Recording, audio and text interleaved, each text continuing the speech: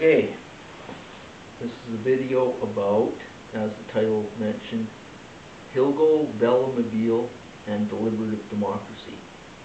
So, why are they related?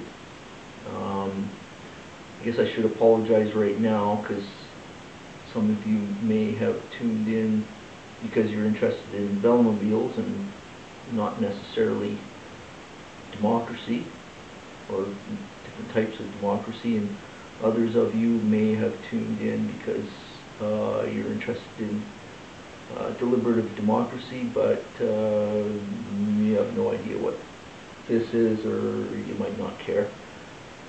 So initially for this video, that I hope to do others expanding on this, I'll go into why the two are related. The two are related because I want to use this to cycle from Red Deer to Ottawa in 2024, that's when I retire, in order to try and give a copy of this book to whoever happens to be the Prime Minister at the time. Why?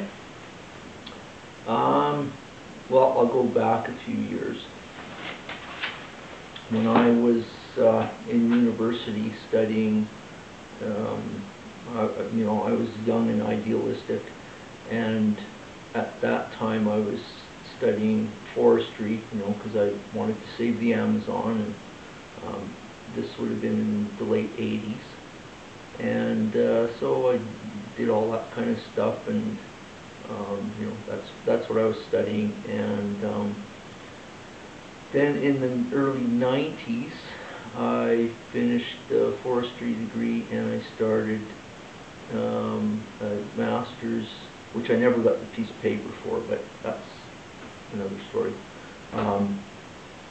Master's in rural sociology, and I started studying things like politics, culture, sociology, also relating to sustainability, how to keep civilization going, really. And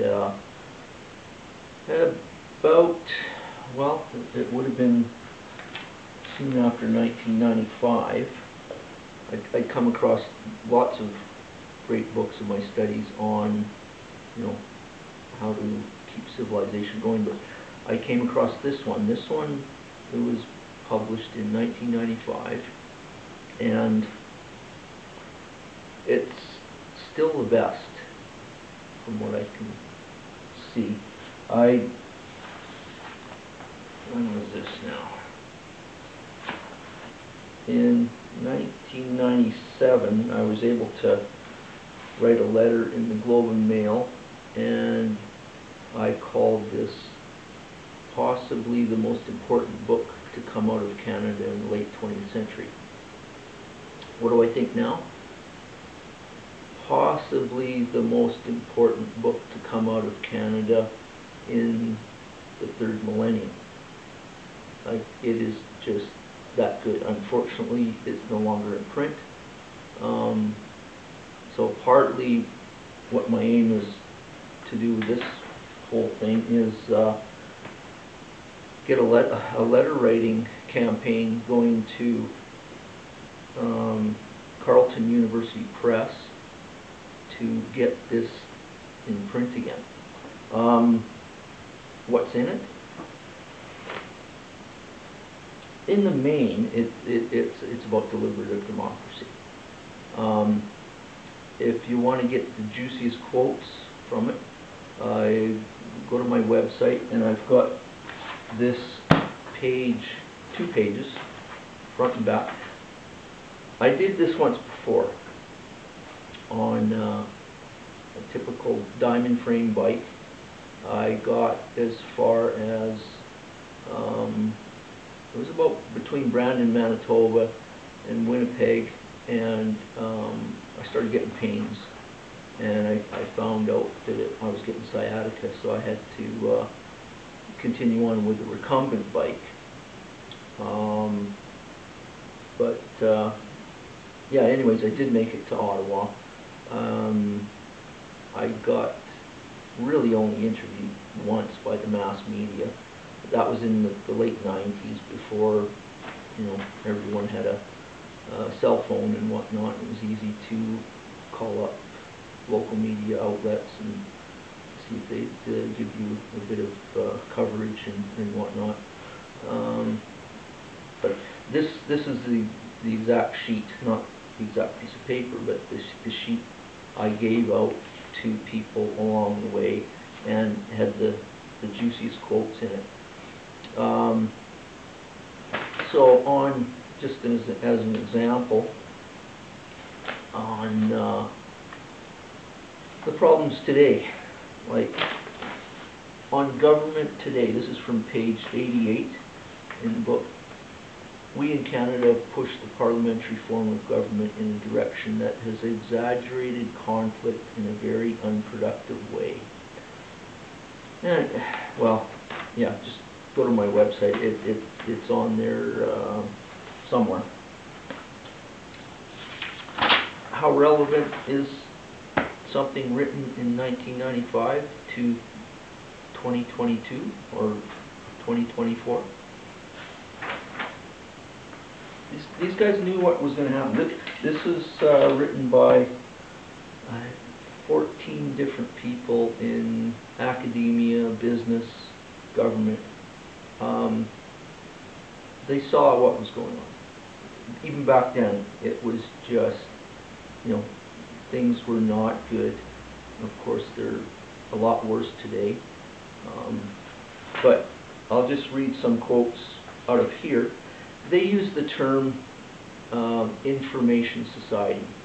This is before the term internet was, you know, a term that was bandied around a lot. The word internet is only mentioned once in this book, but they use the term information society. So when I quote here, I'll say internet instead of information society. Okay, this is from page 11. Within the complex, rapidly changing environment of the internet, it becomes more difficult to develop common perceptions, shared agendas, and images of the world within which people with different interests and values can work together and innovate. Here's a quote from page 10. The disintegrative effects that the internet appears to have on established instruments and practices of governing, and on the crisis in governance that results. And they talk a lot too about the rise of populism, although I don't know if the word populism is even mentioned in there.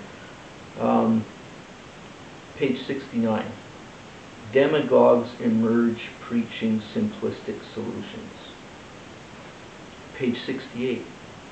As the social fabric continues to fray, there is an increase in racial and regional scapegoating, and extremist groups gain adherents.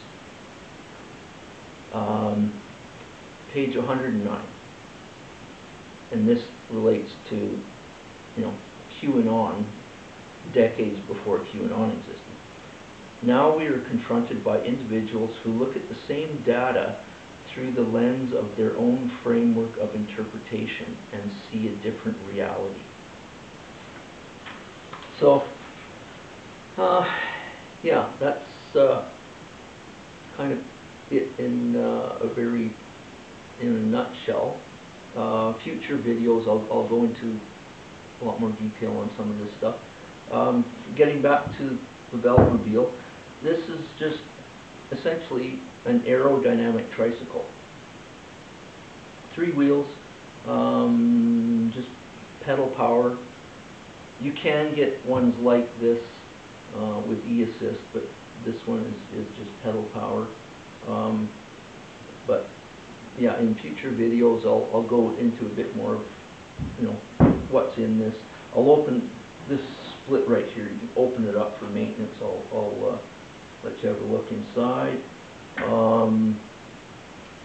made in Holland. Oh, no longer made in Holland. The estimate is between 20 and 40 of these things in existence.